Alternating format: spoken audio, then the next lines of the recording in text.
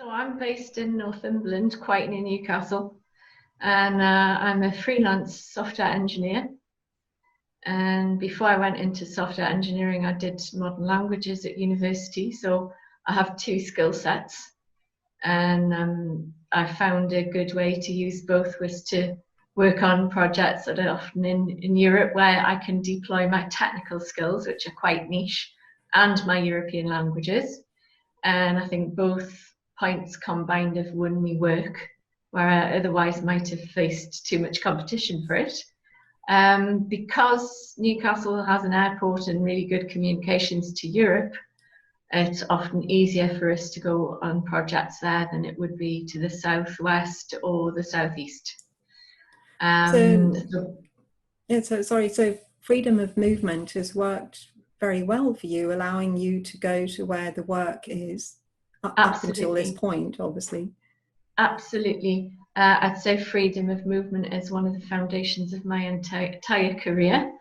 We were told going into university, it's a good idea to study languages because we are going to be part of Europe. And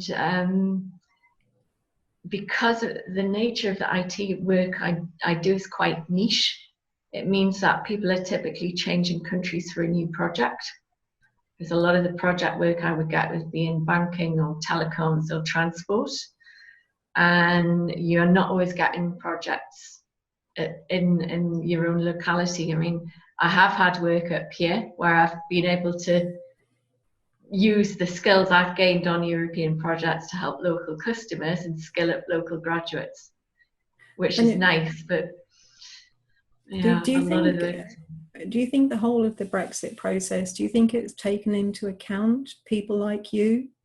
No, they're completely overlooked. The withdrawal agreement covers British citizens who have chosen to move to a European country before Brexit happens, or the EU citizens living in Britain, but there's no provision whatsoever for people who move around in Europe, the cross-border workers, the freelancers. The government has not surveyed us. I've written on many occasions to my MP and I get no joy. So Jayne, for you personally, what ultimately do you see as your worst case scenario for you personally? My worst case scenario is I've no longer got access to that European market. I can't use my niche skills, like combine my technical skills in foreign languages to pull projects in, say, banking.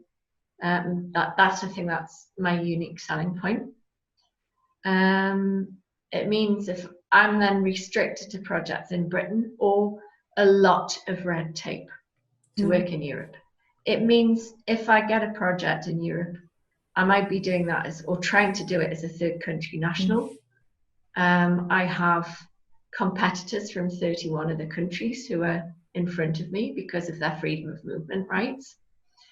I face agencies and clients saying they don't want to work with me